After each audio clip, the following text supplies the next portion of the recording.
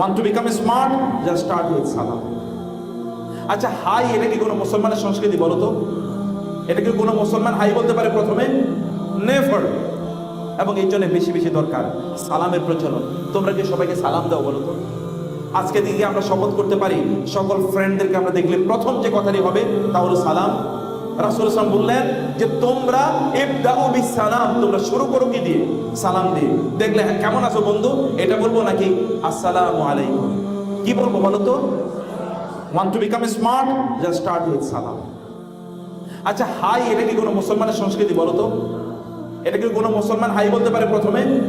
Never. মুসলমানকে কি বলতে হবে? আসসালামু আলাইকুম রাহমাতুল্লাহ। তোমরা কি এগ্রিড? সত্যি হাত তুলে বলো তো। তাহলে কি করবে তোমরা একজন আরেকজনকে দেখলে?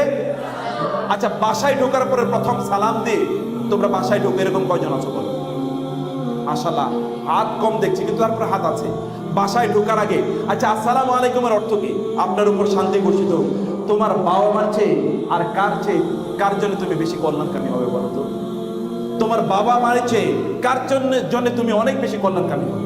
তোমার বাবা মার জন্য কি তুমি দোয়া করবে না? আসসালামু আলাইকুম এর চেয়ে ভালো দোয়ার কি আছে? তোমার বন্ধুর জন্য তুমি কল্যাণকামী হবে না? তুমি আসসালামু আলাইকুম এর চেয়ে ভালো দোয়া তার জন্য কি আছে? তুমি কল্যাণকামী হও তার জন্য। তুমি তাকে সালাম দিয়ে তার সাথে তুমি তোমার সময়টাকে শুরু করো।